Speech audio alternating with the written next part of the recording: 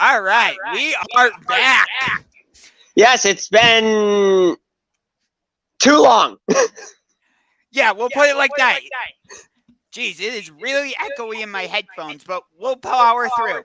What the hell? Anyway, Hey, Cleveland, Cleveland Browns. Can you play like that against everyone? yes, that would be greatly appreciated. So that Like, is our first topic. The Cleveland Browns somehow won against the Bengals 32-13 on Monday Night Football. yeah. What are your thoughts on that? Joe Burrow, man, you gotta learn to beat the Browns. Like, he's what, 0-4 now? Yeah, 0-4. I believe it's either 0-4 or 0-5, one of the two. But I don't count that week. I don't count that last game from last season because he wasn't starting. Okay, so then it doesn't go against his record. Yes, so it is 0-4 then, because this year his first two games as a rookie, and then the one game last year where Baker pulled 40 out of his ass. Yes. The Bengals have somehow lost. I read 5 straight games against the Browns now. What the heck? Are we just the Bengals' dad? I'm thinking we're their kryptonite. That could be. But let me ask you this. Isn't the objective when you're at home to defend your home field? That's the objective, right? I believe so. That's I mean, that is a tagline, like, defend the wait, no, that was basketball. I know what you're getting at that. Okay, so the reason I'm asking that is because the Browns have had 5 home games in these first 8 weeks. They've won 2. Yeah, it's not a good look for the Browns that we've lost like 5 home games, but at least the 2 we did win were against opponents we are supposed to beat in the Steelers and Bengals. Steelers, I'll give you that one. Bengals, I'm going to have to push back on that one. Cincinnati, as you know, they were in the Super Bowl last year. They were the top of the AFC. And we all thought that they'd be right back there this season. I mean, we're still supposed to beat them given that they are a divisional rival. They're in our division. If you want to get ahead in the division, you got to win games against the other 3 teams in your division. You play 6 games within your division. If you can at least win 4, I consider that a win. I'll give you that. And the Browns are 2-1 in the division. Yeah, our only loss coming to those dastardly Ravens from Baltimore. Yes. Which we still have to host Baltimore in week 14 or week 15, something like that. At least we'll have Deshaun. Yes. So we improved our record, to 3-8 last night. Or 3-5. Wow. Yeah, 3-5. I just gave the Browns 3 extra losses. My bad. Damn. Maybe your foresight is coming into play. I hope not. Yeah, me neither. 6-5 would be nice going into Deshaun. Right. But the problem with that is coming out of the bye, you're at Miami, at Buffalo, and then you host Tampa Bay. Yeah, it's not looking good. The only game I could see the Browns winning in that 3-game stretch is at Miami. Really? Given the run that Miami has been on this season, you're giving it to them? I know they have Jalen Waddle and Tyreek Hill. And now they just added, well, Oh wait, no, that was the Bears that added Claypool. No, it was the Dolphins that added Bradley Chubb, Correct. cousin of Browns running back and currently the leading rusher in the NFL, Nick Chubb. That is true. So we'll have that family dynamic in week 10. Yep. And there was speculation that Kareem Hunt was going to be traded to the Dolphins, but that didn't end up coming to fruition. He's still with the Browns. I like that. You see, I don't want the Browns to do anything with Kareem Hunt. Yes, we have Nick Chubb, but who do we rely on usually as a back in those like third down situations where it's like third and short? You know? Okay. There we go. I was getting. We rely on Kareem Hunt for those third and short situations. Where are you at? You there? Yeah. Okay, cool. All right. Sounds like the echo's gone, so that's all taken care of. Okay. Yeah, so you're saying? we rely on Kareem Hunt in those third and short situations where it's like maybe 3rd and 2 or something like that, and we're running the ball.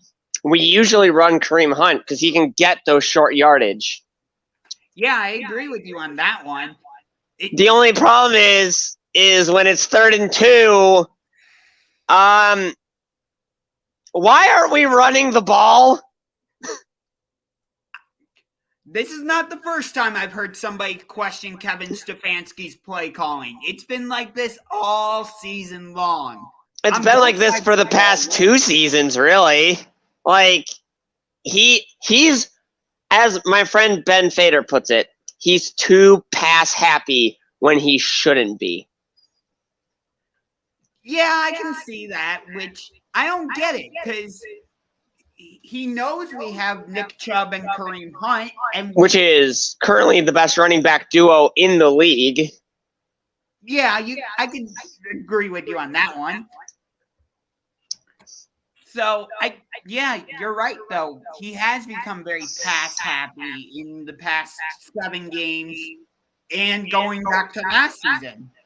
And there are some situations where we shouldn't be passing, especially with and I don't want to hate on Jacoby Brissett because he's a good backup, but he shouldn't be relied on to pass the ball every time. Yeah, I would agree with you on that one. Like, there's a reason he's a backup quarterback. He's had a couple times where he's been a starting quarterback, but not consistently. I mean, he was one of Brady's 2 backups, and I believe he was the first of the 2 to get traded, Jacoby Brissett and Jimmy Garoppolo. I believe you're right. Oh, yeah, because they didn't get traded in the same season, because Brissett was traded in the 2016 season. Garoppolo was traded, I believe, a year later. That sounds right.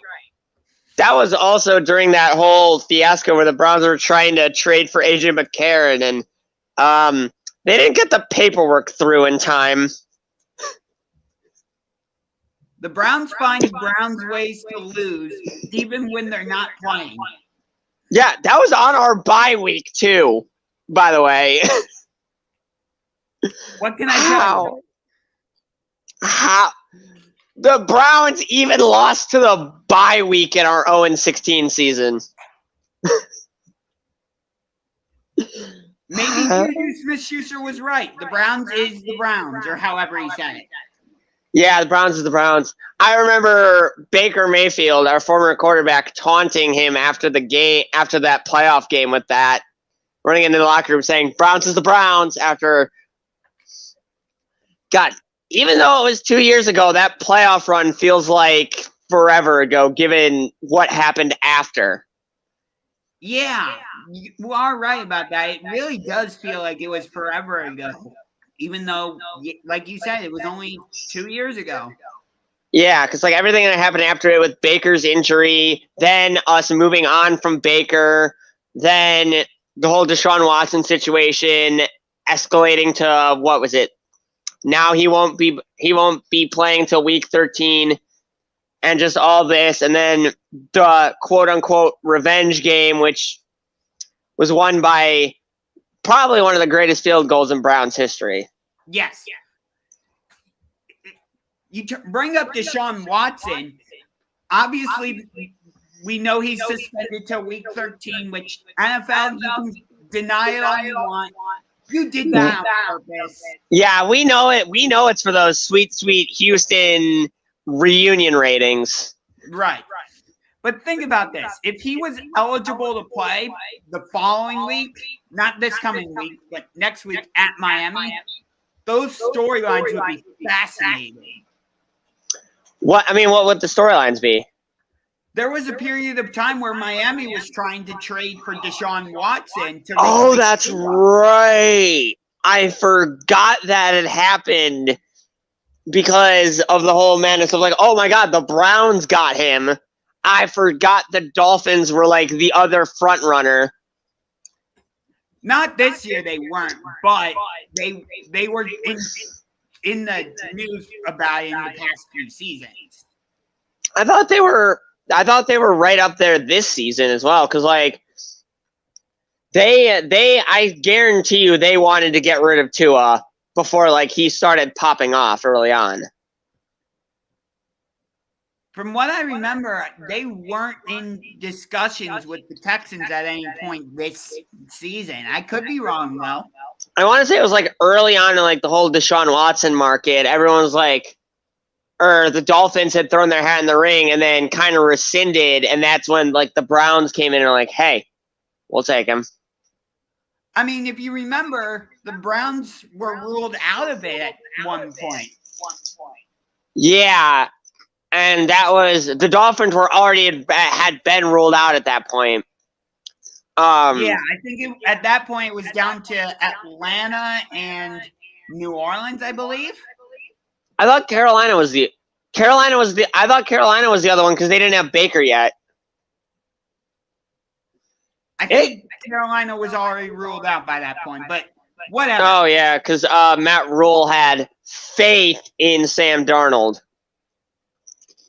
Yeah, we see where that faith got him. Nowhere. Baker. I mean, it got him Baker Mayfield, but that ain't going nowhere either.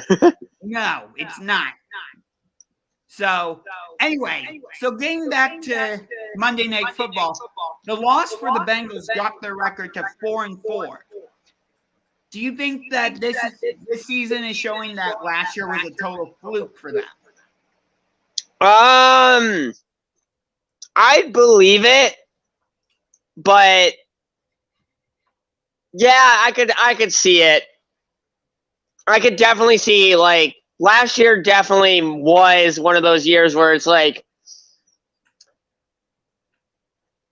nobody knew how to guard Jamar Chase. It was kind of it kind of reminds me of when Antonio Brown was a rookie and nobody could guard him. I can get that comparison. And same with Odell Beckham Jr. because after Odell Beckham Jr.'s rookie season, he started to kind of like fall off a bit in terms of like production because they started to figure out, hey, let's double team this guy and he can't burn us anymore. Yeah, that actually sounds like a pretty valid explanation. I chalk it up mostly to something called the sophomore slump. A rookie that had caught fire in their rookie season ain't going to be the same sophomore year. Right, because everybody makes adjustments in the offseason about how to guard you. Yep.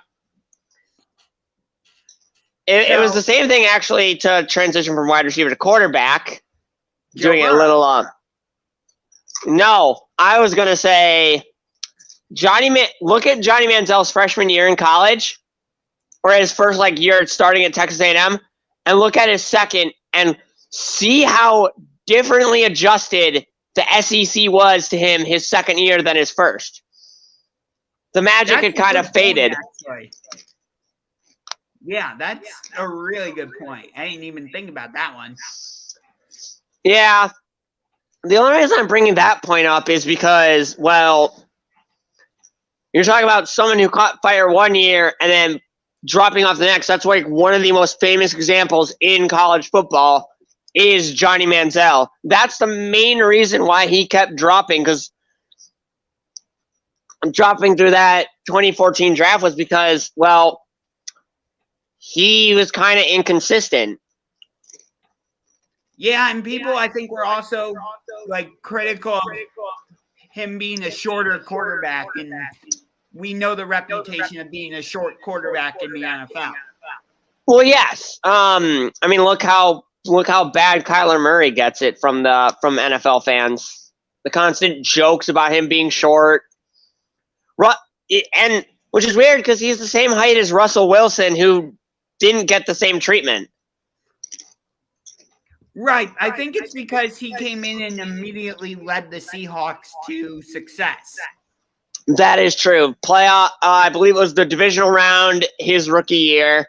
Then it was winning a goddamn Super Bowl his sophomore year, which, my God, wow. And then he, led them back to the Super Bowl the next year and then back to the divisional round after that. Yeah, but here's the interesting thing. Russell Wilson's not in Seattle, and look who's doing really well. The Seahawks. They're 5-3.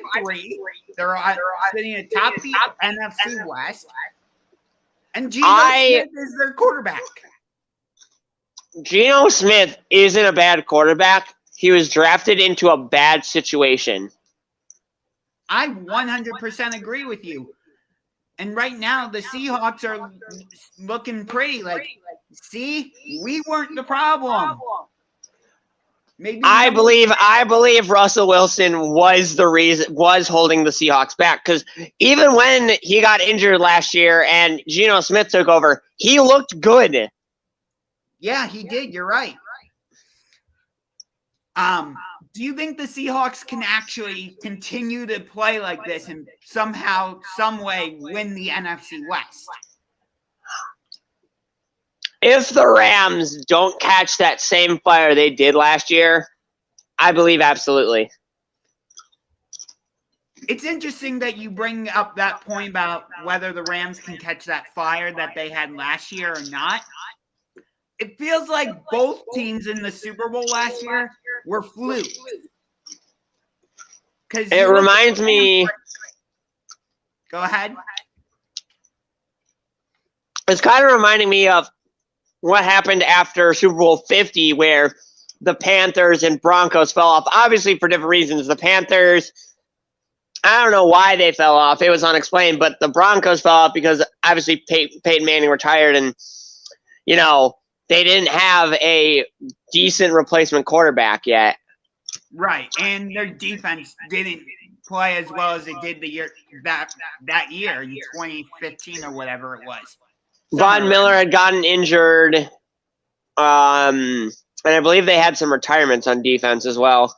Yeah, that sounds right. But anyway, so speaking of the Rams, they play the Buccaneers this week. Two struggling teams. Cooper Kupp is injured. Yeah. Tampa Bay can't get their crap together on offense. That seemingly, I don't know why exactly Tampa Bay is struggling. I mean, yeah, Brady's getting up there in age, and he doesn't have Gronk, and Godwin's still injured, isn't he? I believe. I don't think so. I think he's healthy. Huh. I'll check ESPN to see if he's on the injury report super quick. As of right now, Tampa Bay is a 3-point favorite against the Rams coming into this game, actually. That's strange. Yeah, I don't see Chris Godwin on the injury report for Tampa Bay. Huh. Okay. Maybe he is healthy. I'm fine. I mean, I think that if the Rams can win this game, they could possibly put themselves right back into contention for the AFC West or NFC West. Yeah, Chris Godwin's not on here.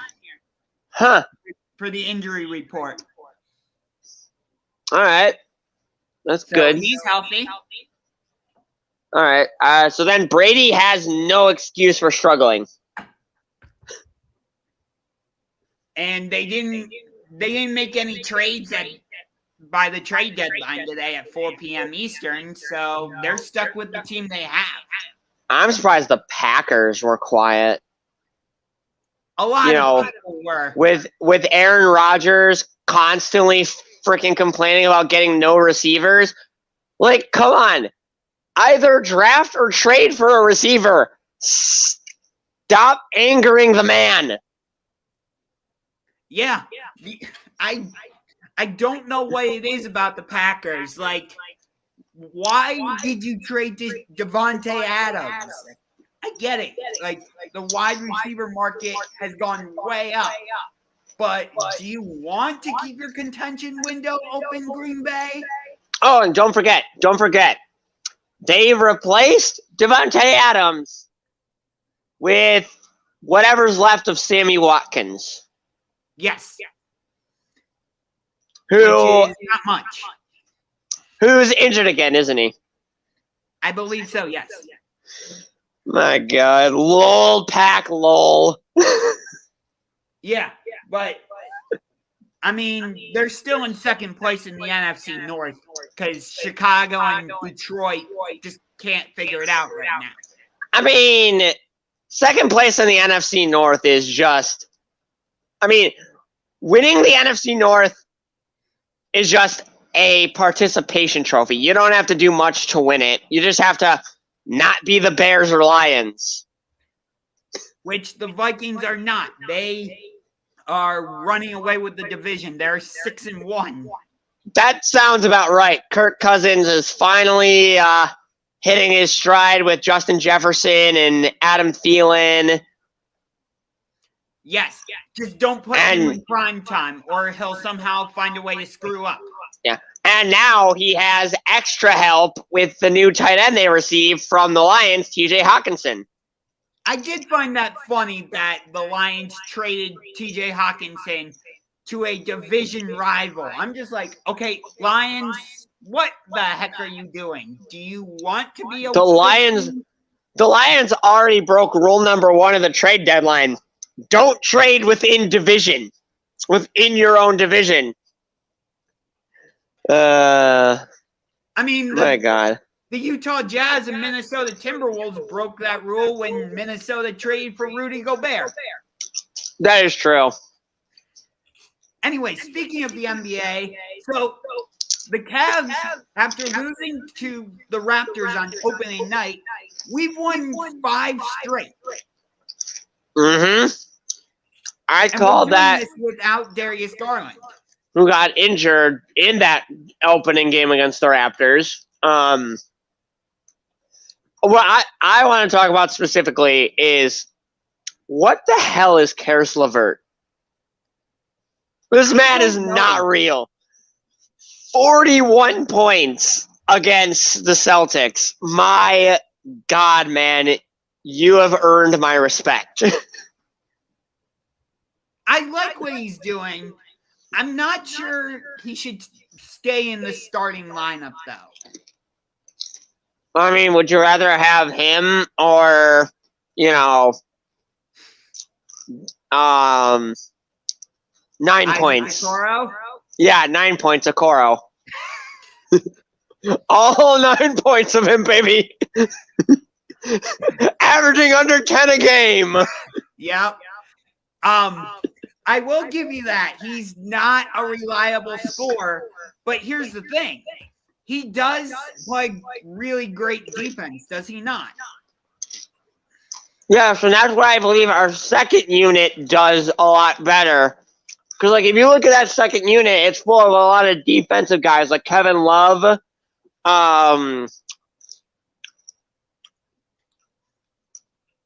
Chetty Osman, Raul Neto. They're all defensive-based guys. So if you put Isaac Okoro on that second unit, he will gel well with them. That is fair. I'll give you that. But think about this for a second. If you put a Coro into that starting lineup, he's going to be going up against guys like Durant, Jason Tatum, DeMar DeRozan, Jimmy Butler. He can be a pest to those guys. So that is true. In the starting lineup. But I'd rather have our big scorers in the starting lineup, you know? That is fair. I'll give you that one. You know what's great, though, is we can critique this, but we're winning. So I know. We're critiquing it, but it's working. Exactly. But here's my only, concern, I will say. I get it. Darius Garland is out with an injury, so Donovan Mitchell is having to play more minutes and having to score more. I just don't know if Garland continues to be out for a longer period of time, I don't know if Mitchell can keep doing this. You know what I mean? believe that's why I believe that that yes, he is having to play more minutes, but at the same time, I mean, if he can't if he doesn't really keep up like the high scoring, we have other guys that can score, you know, in our lineup that can help him out, like Karis LeVert, Ricky Rubio, Evan Mobley, Jarrett Allen. And that is true. Which we get a rematch with the Celtics tomorrow at Rocket Mortgage Fieldhouse on ESPN. Ooh, nice. Yes. That'll be a good one. Yes, I would love to buy tickets and go to that game. But we'll see. As would I. I figured. Maybe that's something we discuss after the show. I don't know. Maybe.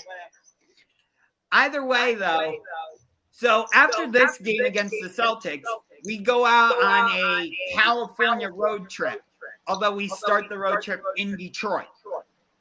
Don't ask me. I don't make the schedule. Whack. Yeah, so he goes at Detroit, and then at the Lakers, at the Clippers, at Sacramento, at Golden State. Oh, that game at Golden State's gonna be fun. Yes. What's annoying is when we play the Warriors here, that's going to be the first night of a back-to-back. Who do we play on the second night of that back-to-back? Giannis. Whoever made that schedule knew that we were gonna have fun with that one. When I saw that on the schedule that we had a home back-to-back against Golden State and then against Milwaukee, I'm like, who did we piss off in the NBA with the schedule? Who? Like, do we need to send somebody flowers? Do we need to send somebody a fruit bouquet? What? Turns out the schedule maker was Kyrie Irving. Oh, no. He's been in hot water again, but we're not going to touch on that whole thing. But we are going to touch on something else with the Nets. Yes, Steve Nash is out as their head coach. Now, is this a result of how poor the Nets are playing early on? I think it's partially that. I think it's also that they haven't had the success they were expected to, given they have Kyrie Irving and Kevin Durant. Yeah, and I definitely agree that, you have two star players, one of them being a superstar, the other one being a star. I wouldn't consider Kyrie a superstar anymore. Fair enough. I'll give you that one. But you have two star players that, are good. They still have Blake Griffin. No, Blake Griffin's actually with the Celtics. Oh, that's right. My bad.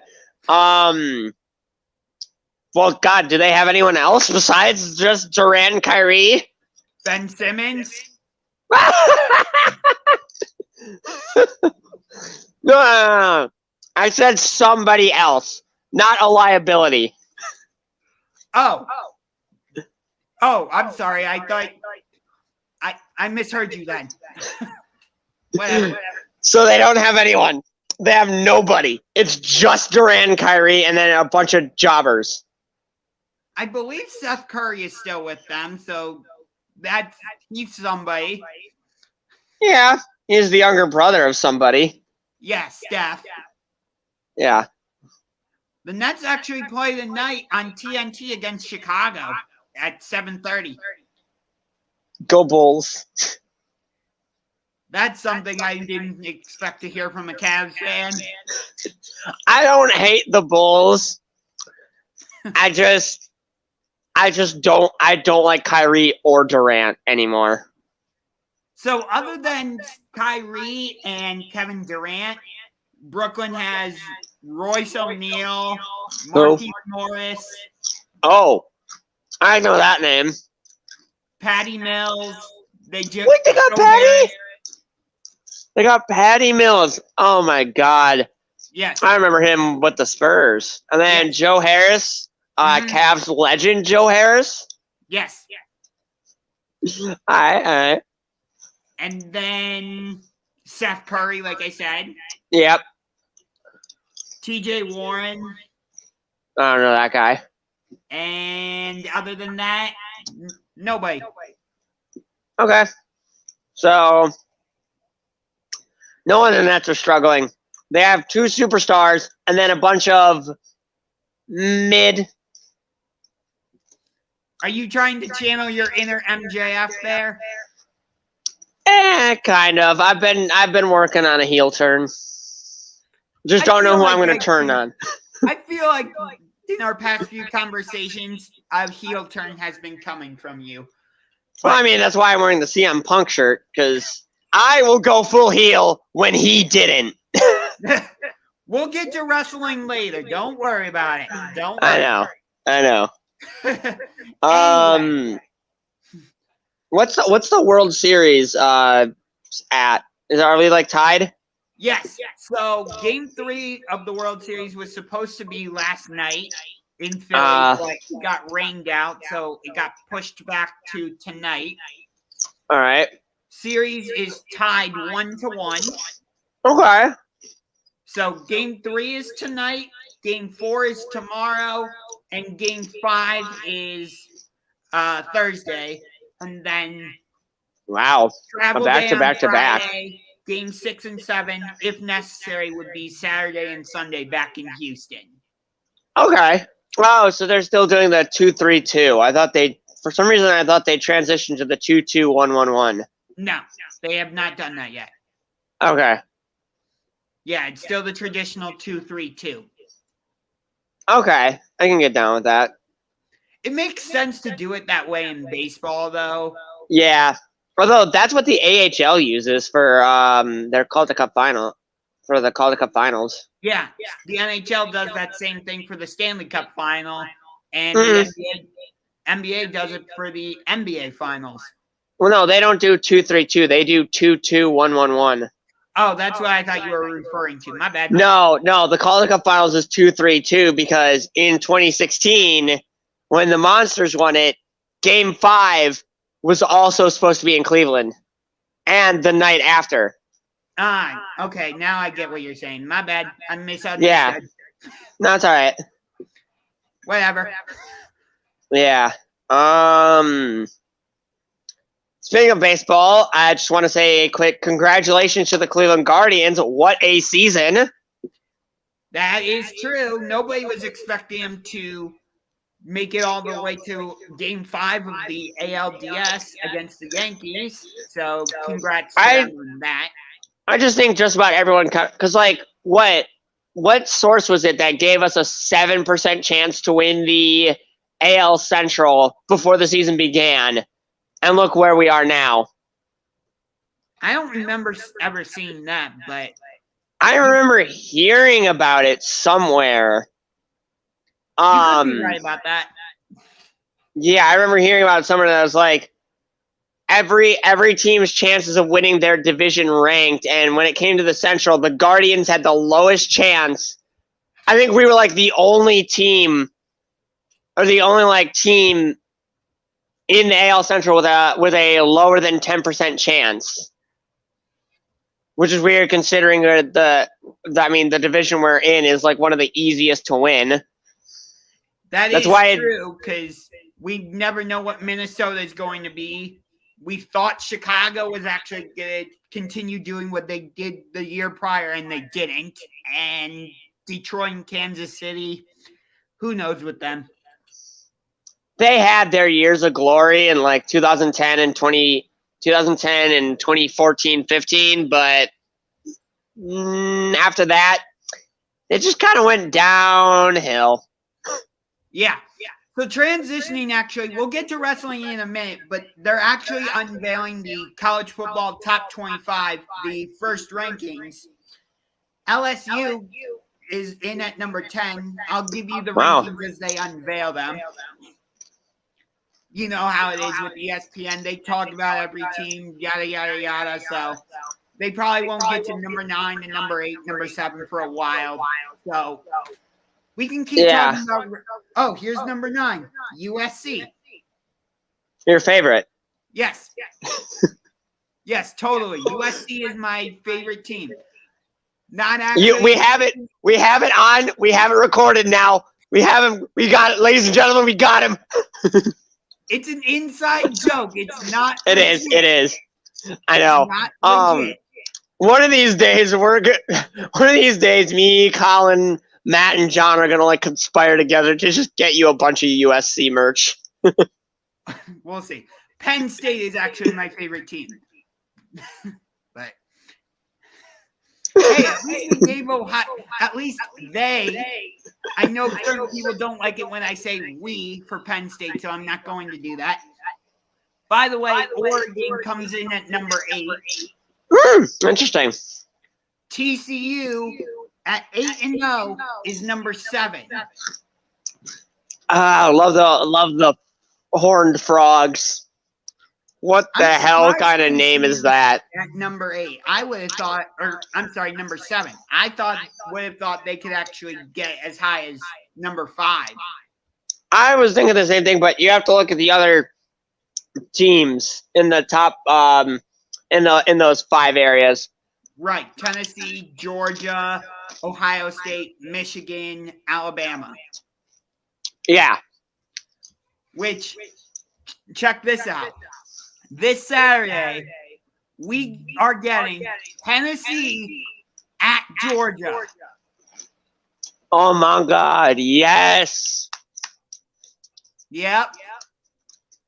Now everybody knows that the Bulldogs, the Georgia Bulldogs, are my second favorite team because of a chance encounter with their football team in 2014 during bowl season in North Carolina, which kind of made me a fan because, you know, I got to speak with Todd Gurley. I got to speak with Kirby Smart, and that was awesome.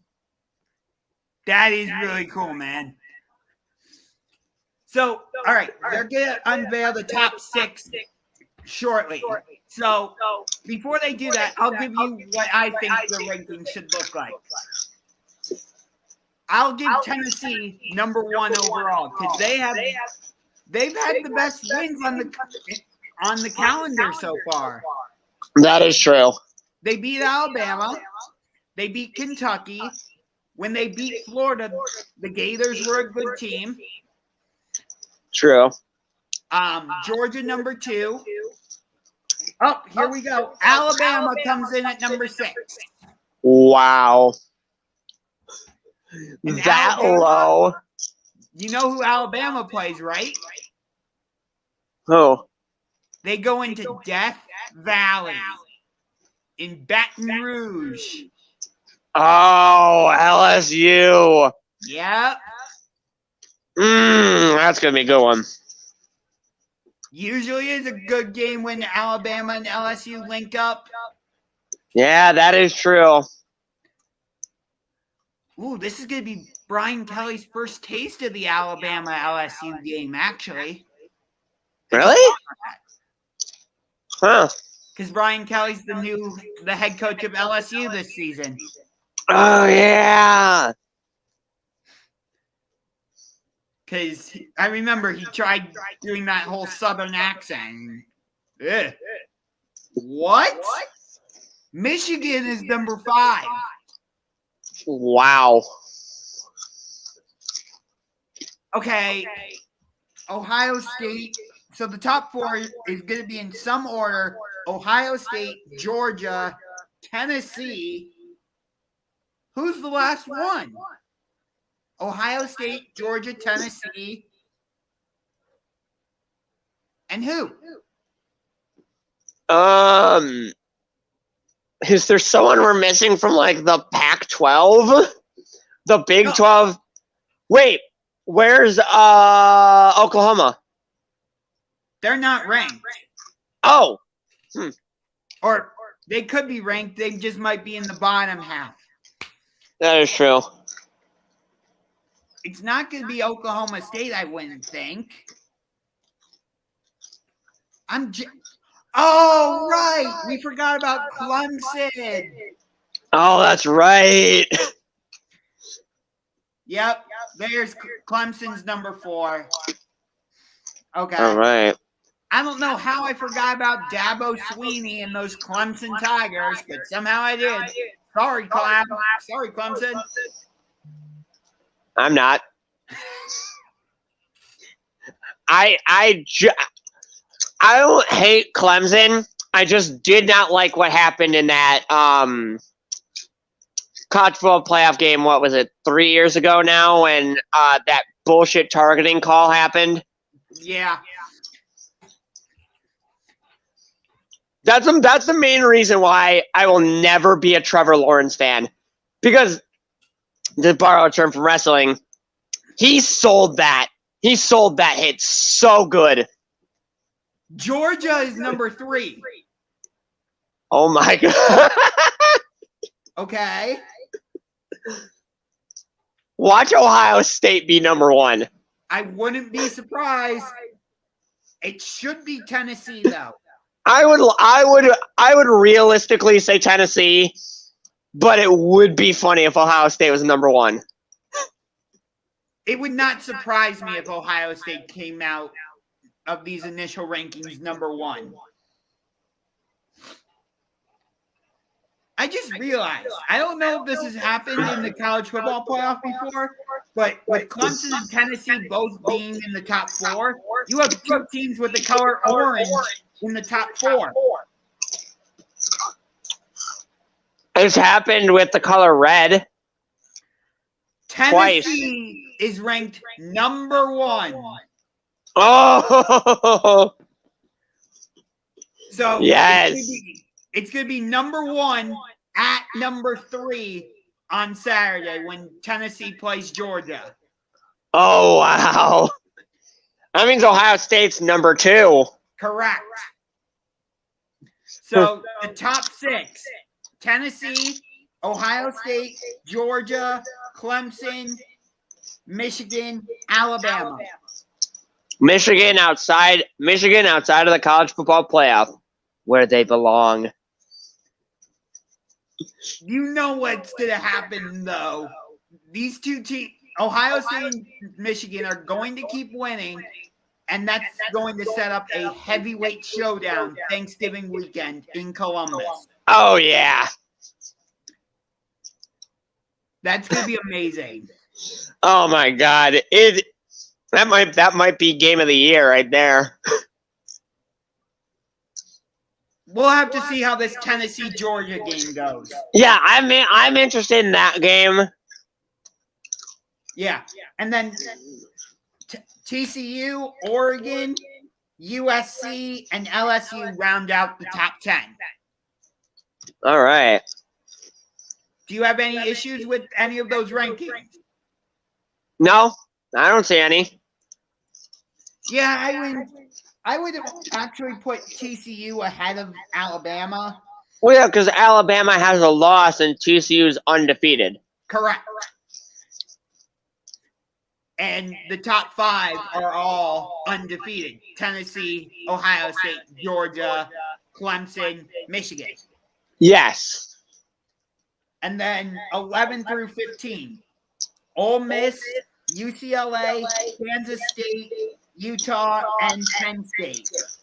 All right. Interesting. They have Ole Miss at 11 with 1 loss. And UCLA at 12 with 1 loss. Huh. Interesting. I just realized with Oregon being number 8, they actually have a path to the college football playoff. Yeah. It's funny because they were part of the first ever college football playoff and actually were part of the first ever college football playoff national championship against Ohio State. And they promptly got blown out. Tulane is number 19. Have they ever been ranked? I don't think so. Congratulations on the first ever ranking, Tulane. Don't let it go to your head. 16. That's pretty good. So, yeah. But anyway, so we got about 40 minutes left. Or, no, actually 10. My bad. Or we can go right up until puck drop, actually, if you want to do that. That should be fine. Okay. Yeah, because there's some extra topics we can definitely throw in. Yes. And when I say puck drop, I am referring to your Pittsburgh Penguins. I would play the goal horn, but you may not be able to hear it, so we're not going to do that. Yep. And they are facing off against the Boston Bruins in Boston. No, it's in Pittsburgh. I could have sworn the game was in Boston. No, it's in Pittsburgh. Okay. Pittsburgh's been on a 4-game skid lately during their West Coast swing. Correct.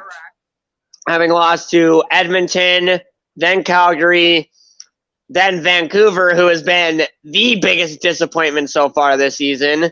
I would agree with you on that one. Then Seattle. Yep, they lost it. They got their road trip off on the right foot by destroying Columbus 6-3, who I would also say has been a huge disappointment. I mean, they lost to a team who doesn't even have a home stadium or home arena. Yes. Have you taken a look at those locker rooms yet for the Coyotes? Yeah. Oh my God. I'm pretty sure the place where my high school played hockey had better locker rooms than that. I wouldn't be surprised if that is indeed the case. But you're right. Pittsburgh, they beat Columbus, then they lost to Edmonton, lost to Calgary, lost to Vancouver, and lost to Seattle. So, not a good road trip. Now, what is your biggest surprise? What team has broken out of your expectations and broke through and are actually high right now? Let me look. I would say Buffalo, for sure. Buffalo's definitely off to a strong start. Ottawa's off to a strong start as well. For me, though, it's got to be Philadelphia. I had no expectations for Philadelphia. I'm going into the season thinking at least we know who's going to be in last in the Metro. But no, they're right now, first in the Metro? Right now, they're third. There are 2 teams higher than them right now. Carolina and New Jersey. New Jersey's the biggest surprise as well because, I didn't expect them to go start all out. Yeah. Especially because that's Chicago's thing. Right. Yeah. So the Bruins coming into this game, they are number 1 in the Atlantic Division. That's correct. They are 8-1 with 16 points. Pittsburgh, meanwhile, second to last in the Metro Division, 4-1 with 9 points. Oh, wow. Second Yeah. last. I'm guessing the only team below them is Columbus. Correct. That was such a skid, too, because Pittsburgh at one point was at the top of the Metro. Yeah, you're right. But luckily for them, Columbus is worse. The Jackets are 3-7-0. How the fuck did we lose to? How the fuck did Columbus? How the hell did you lose to Arizona 6-3? They don't even have anyone. Here's my question. How did the Blue Jackets lose 7-1 in New Jersey? New Jersey's good this year. True, I'll give them that, actually. Another big surprise is Dallas starting off really well. Yeah. Although I heard Jake Ottinger got hurt, so we might see a skid. That's also what usually happens with Peter DeBoer coach teams. Like in his first year, the team does really well, and then for some reason it just falls. That is also very true. And that's a rough thing to say as well, because the Stars are, 3 years removed from being a surprise team in the Stanley Cup final. Right, in the bubble against Tampa in 2020. Fun fact, that goalie is actually in the AHL right now, Anton Khudobin. Really? Yeah, I was looking for him on the Dallas Star. I was looking like, where the hell is Anton Khudobin right now? He was really good like 3 years ago. And I looked, he's with the Texas Stars. And I'm like, this man really made a Stanley Cup final, then dipped to the AHL. Hey, that's how it goes in hockey sometimes. Yeah. What are you going to do? Jonas Korpisalo is actually on loan to the Monsters right now. Correct. And speaking of the Monsters, right now they are third in the North Division behind Toronto and Rochester. I'd believe Toronto would be up there, because unlike the Maple Leafs, the Marlies can actually do something. Right. The month of November is going to be extremely important for the Monsters because they have 3 home games against Central Division friends, or their former Central Division friends, the Chicago Wolves, and then Grand Rapids. Yep. And then we play Laval, Rochester, Toronto. Right. So, yeah, here's their schedule for the month of November. I'll give it to you right here. All right. As soon as the Monsters app loads on my iPad. You know how it is. Okay. Yeah, I do. So, Friday, November 4th, home against the Chicago Wolves, who, by the way, are the defending Calder Cup champs. Yep. November 5th, that Saturday, again, home against Chicago. Wednesday, November 9th, that's when Grand Rapids comes to town. And then November 11th at Rochester. November 15th, or 16th, I'm sorry, at Belleville. Ooh. And then a weekend back-to-back in Laval on Friday, November 18th and Saturday, November 19th. Okay. And then Friday, November 25th, we are home against Toronto. And then November 26th at Toronto. Ooh, interesting. Interesting home and away series right there. Yep. And then to start December, we get Rochester on Thursday, December 1st, and Saturday, December 3rd. Okay. Yeah. So that will be Rochester's first visit to Cleveland. Yeah, he's this season. Yeah. So we'll have to go to one of those 2 games, maybe both. We'll see. For sure. Because Rochester is the biggest rival for the Monsters, bar none. They are called. That's why it's called the Great Lake Rivalry, or the Great Lakes Rivalry. Yeah, that's why I'm actually surprised when the Monsters announced that they were doing, their whole outdoor classic at First Energy Stadium. I was surprised when it was announced that it was going to be Wilkes-Barre Scranton and not Rochester. Yeah, I would be surprised at that as well. I was thinking actually more along the lines of maybe us versus Grand Rapids, because that whole because Ohio State's playing Michigan. Why not just keep the theme Ohio versus Michigan? It's funny you mentioned that. I wrote an article talking about that whole thing for one of the websites I write for, Believeland Media LLC. If you haven't checked out any of the articles on there or listened to any of the podcasts, make sure you do that. I'll put a link to the website in the description of this live stream afterward. But we've got good stuff on there. Wrestling, Monsters and Blue Jackets content, high school art, Cavs content, Browns content, Guardians content. We cover it all. Yes. I just gave a free advertisement for Believeland, but I work for them, so I'm not going to ask for any money. Yeah. But yeah, I wrote a whole article talking about how it's great that they're doing Ohio State versus Michigan in hockey at First Energy, but why not make it Ohio State or Ohio versus Michigan all year long and do like Monsters versus Grand Rapids like you suggested? Do Blue Jackets versus yeah. Hey, look who we got on. Dalton. Hey, Dalton, how's it going? What is up, dude? So, with Dalton being on, I think I know where we gotta go. But first, I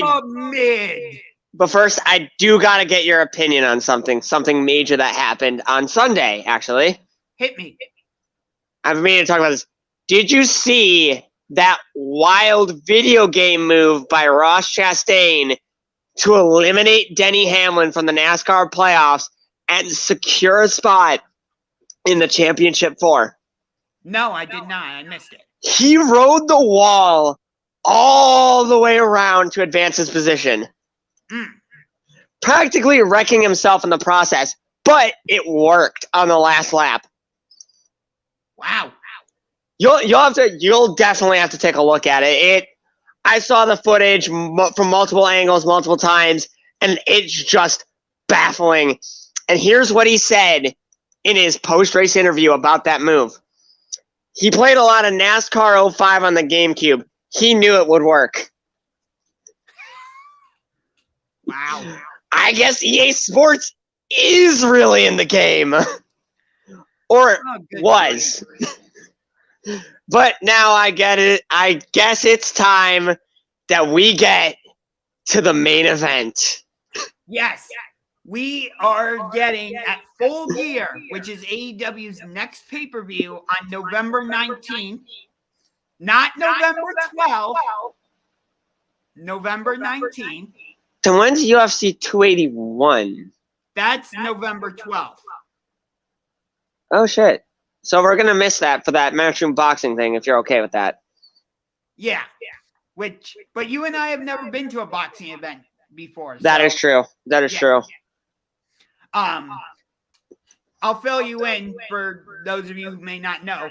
Matchroom Boxing is coming to Rocket Mortgage Fieldhouse on November 12th. The main event is headlined by Montana Love, who is a Cleveland native, which I did not know that. Yes, I did. IBF Super Lightweight Championship or something. I get confused with all the championships in boxing.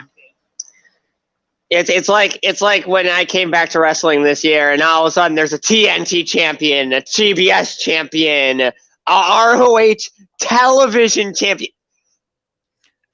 Yes. This must be how people who are in New Japan. We'll get you on to talk UFC 281, Dalton.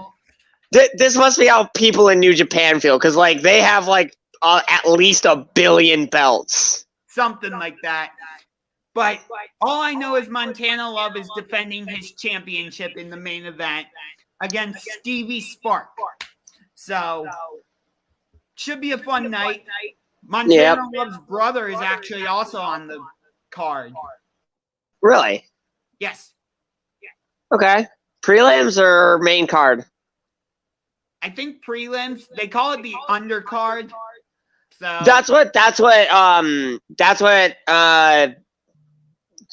EA Sports UFC games call it as well, the undercard. But anyway, let's transition to wrestling now, which, Of course. if you want, since we're about to talk Full Gear, I can bring you on to the show now if you want to do that. But Yeah. check this out. So it is November 1st. That means we are 18 days away from Full Gear. Okay? Yep. How many matches do you think have been announced for the pay-per-view so far? So far, we only have one fully announced, and I believe we have one that they've been teasing and building up to, but it hasn't been officially announced yet, and I think you know exactly where I'm going with that one. Actually, no. There's another one, I believe, that they've been building up to as well. That whole The Kingdom versus Warjo. Something like that. But yes, we only have one match announced for this pay-per-view. One. But that other one that they've been building up to and teasing at, I think you know where I'm going with that one. Saraya versus Britt. That's 3. The one I was thinking was Nyla Rose versus Jade Cargill. Oh, yeah.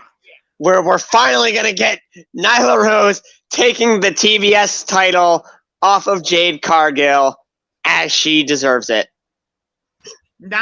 Jade is actually defending the TBS championship on Dynamite this Wednesday against Marina Shafir.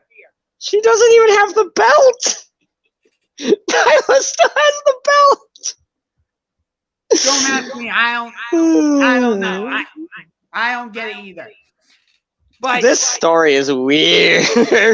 It really is. But think about this. Like, we have a pay-per-view in less than 20 days. I've been watching Dynamite consistently. I have no idea what other matches are going to be announced besides Wheeler Yuta against Bryan Danielson, because they've been teasing that over the past couple weeks. Jade Cargill against Nyla Rose. Saraya against Britt. Nothing else. I want to say they're going to probably do something with the TBS. Well, no, because they're going to do that whole Warjo thing, I think. I actually think they're probably going to take those the titles off of Wardlow and Samoa Joe so that they can be a proper tag team. Samoa Joe is actually defending the Ring of Honor Television Championship this Wednesday against Brian Cage. And I believe Wardlow is doing the TBS Championship against someone. He defended the title last Friday on Rampage against the Kingdom's Matt Taven. I know, but someone took the belt from him after the match. Powerhouse Hobbs. Ah, that's right. Yeah, it's going to be Wardlow versus Powerhouse Hobbs. They're probably going to do that match at the pay-per-view. No, because they're probably going to do Warjo versus the Kingdom at the pay-per-view. But speaking of Powerhouse Hobbs, I am really annoyed because where is Ricky Starks? Had a fantastic feud. And then, I know the match at All Out was blah. I didn't like it. And then they had a great match at Rampage Grand Slam, which was the Lights Out. The Lights Out match, yeah. And we have not seen Ricky Starks since then. Like, what the heck? Right. I also think that on Wednesday, when the Acclaimed and Swerve and Glory face off for that show tonight, I think that's finally when we're gonna get Swerve turning full heel, because he teased it on Rampage with what he did to Billy Gunn, aka Daddy Ass. Right. This Wednesday they're doing like a Daddy Ass's birthday celebration. Yeah. Because you know they're going to do at the trilogy between the Acclaimed and Swerve in Our Glory at the pay-per-view. That is true. That is true. But I actually think the Gun Club's going to interrupt the daddy-ass birthday celebration. I don't think so. They appear to be in a feud with FTR. But at the same time, you got to remember who, you know, the Gun Club's dad is Billy Gunn.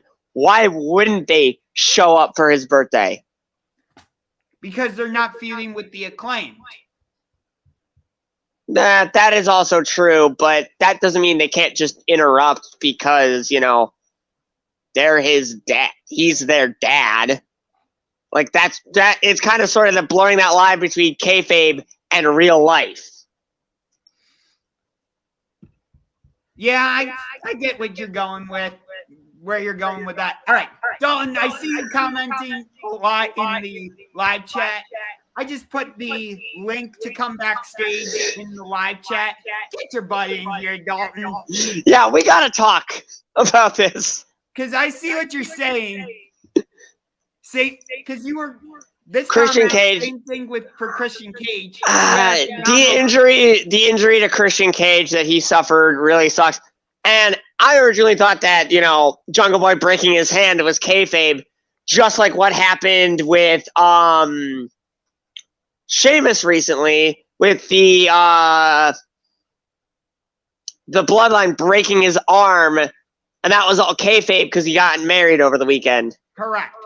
By the way, you bring up Jungle Boy. That's another one I'm annoyed about. Like, he had his match with Luchasaurus back in like mid-October or whatever it was in Toronto. Luchasaurus won, and we haven't seen Jungle Boy on the show since. And yet, have we seen Luchasaurus? Well, yes. other than that whole oh, we're gonna take all the belts and all that. Yeah, Luchasaurus is in a triple threat match. Oh, that's right. Ray Fenix and Orange Cassidy for the All Atlantic Championship on Wednesday. I think Fenix should win that one. They're not going to do that because he's the trio, 1/3 of the trios champions. Do you not remember Tupac? That is true, but I can't see them doing that. Aren't we supposed to get another match between Orange Cassidy and the Best Friends and the and Death Triangle? Not that I know of, no. Oh. Because I remember there was some trio that went out and directly challenged Death Triangle for the trios titles. Oh, I think it was Eddie Kingston and Santana, and Ortiz might have been there. But Eddie Kingston's another one. Ever since he had his whole weird match with Sammy Guevara at Grand Slam, I liked that match. It made no sense. I mean, he's been on the he was on the show like once. He was on the show last week cutting a promo or whatever, but like, yeah. Are you kidding me? Like, I would love to see Eddie Kingston in a legit feud that culminates in a match at the pay-per-view. Although I do know another match that we could get at the pay-per-view, and that's Darby Allin versus Jay Lethal. We're actually getting that rematch on Dynamite.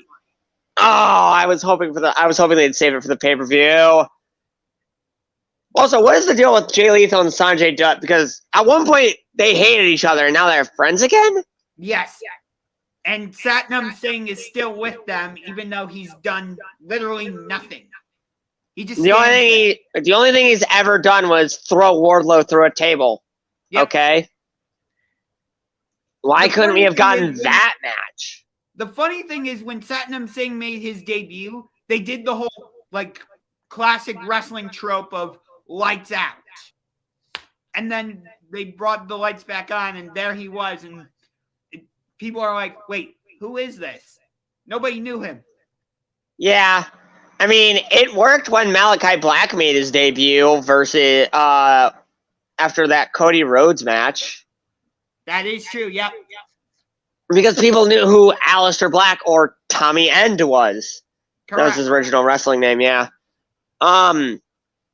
Which, by the way, that was a fantastic feud, Malachi Black versus Cody Rhodes. If you have never seen any of those matches, I'd highly recommend checking them out. Yeah. But this is the problem I have with AEW. As much as I love AEW, their roster is way too big. And a lot of their better talent is being wasted on Dark.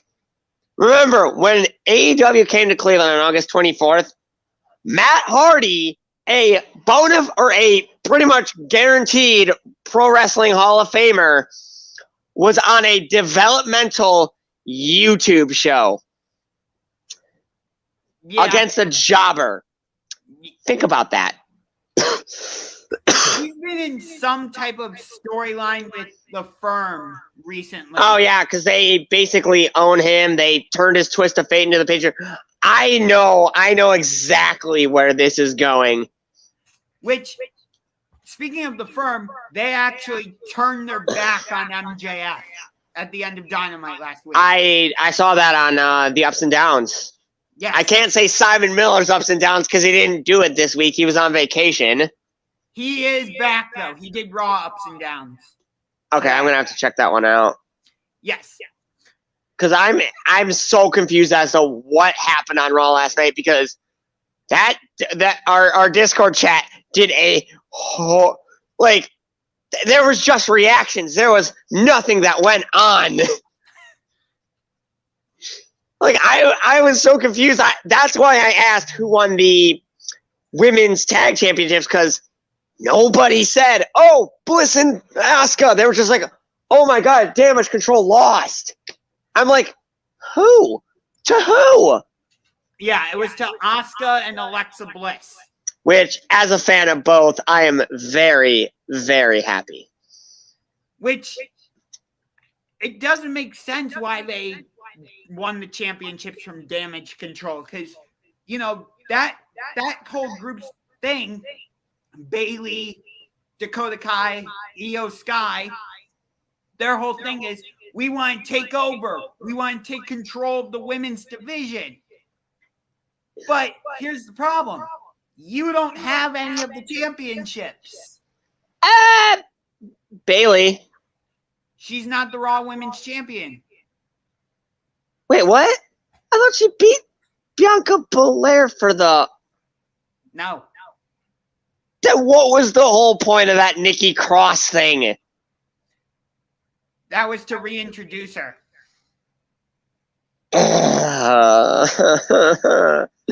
It's so frustrating dealing with WWE sometimes. I know. Bailey does get a rematch against Bianca for some reason. A third match in, like, what, 3 weeks, 4 weeks? Well, their match on last week was a non-title match, so that doesn't really count in the long term, I guess. I guess, but, like, what has Bailey done to get a rematch? I don't know. But the match on Saturday at Crown Jewel is a last woman standing match. Oh, you gotta win by count out. Yeah. And okay. It doesn't have to happen in the ring. I know. Also, something I recently found out is that the New Day is pushing for a trios division in WWE. Yeah, that's not surprising. I mean, they are the greatest tag team of all time. I'd listen to them. Hell, I'd give them all the belts right now. If I was running WWE, that whole bloodline thing, nah. All the belts go to the New Day. Oh, come on. The Bloodline feud has been great, though, with Sami Zayn and Jey Uso. I like the Bloodline, but do they deserve all the belts over the 3 greatest sports entertainers in WWE history? Big E, Xavier Woods, and Kofi Kingston? Nah.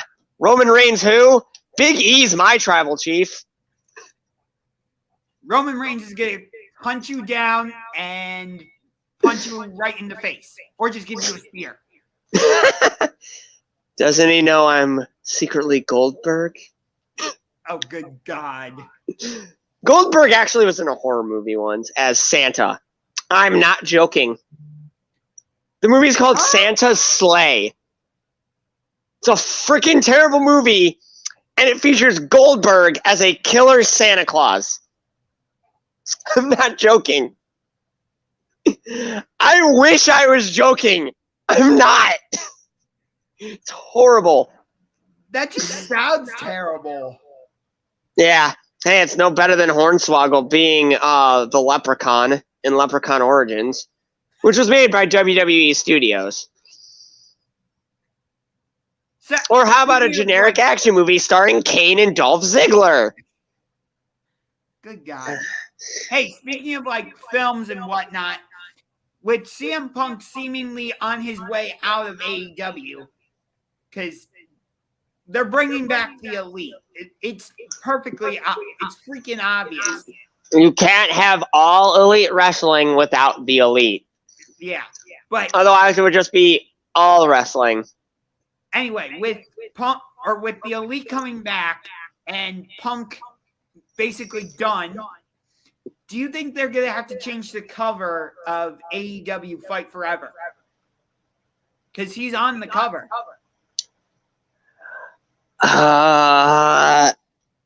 See, I don't want to say Punk is gone for good.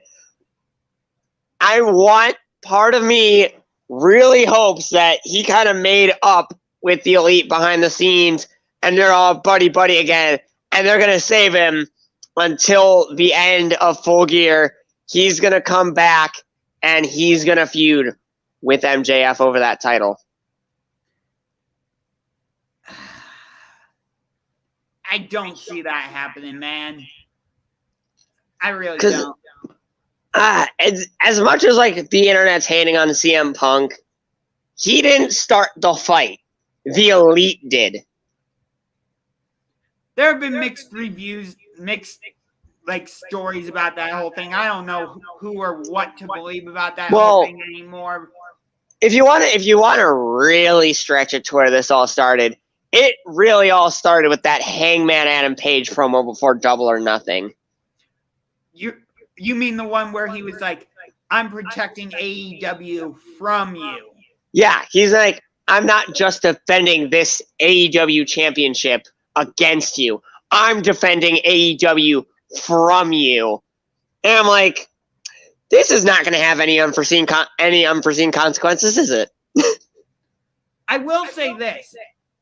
Without Punk, AEW has seemingly gone back to what they were at the beginning. Kind of under the radar, without like any true big names other than Chris Jericho, Jon Moxley, MJF. Well, I'm talking about like just a like recognized name talent from WWE. Oh, well then I guess Matt Hardy as well. Danielson. Bryan Danielson, yes. Claudio Castagnoli, because from as much as I didn't know him, a lot of WWE fans say that they love Cesaro without a single doubt. Oh yeah. He should have gotten a proper push in WWE, but he never did. I don't know what Vince was thinking, not pushing him. He was so over with the fans that from what I heard in 2020 and 2021, during any title match, they were chanting, Cesaro deserves this. I think that's right, but he did have a brief push where he was in a feud with Seth Rollins and he got a win at WrestleMania. Oh, yeah. He main evented WrestleMania in the same year as making his AEW debut. Yeah, that was Danielson, not Cesaro. Oh, wait, no. But Cesaro did have a match at WrestleMania 38. No, it was WrestleMania 37. No, but I do remember hearing that Cesaro was at or had something at WrestleMania 38. No, he was not at WrestleMania 38. I watched that. Huh. Okay. Yeah, he had his match with Seth Rollins at WrestleMania 37.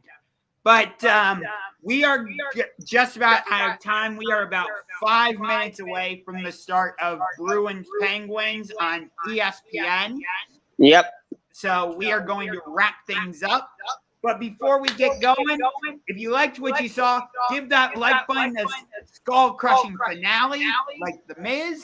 And don't forget to RKO that subscribe button like you're Randy Orton or Matt Riddle. Yes. And make sure, if you haven't, go over and subscribe to Seaboss Gaming. He primarily does gaming content. Hey, one quick thing. That's my buddy Brian Fraley. He's out in Iowa now. He's a huge Penguins fan. Go Pens. Go Pens. Yep. Yeah, I do primarily gaming content. I haven't streamed in a while. I'm trying to find time to do it.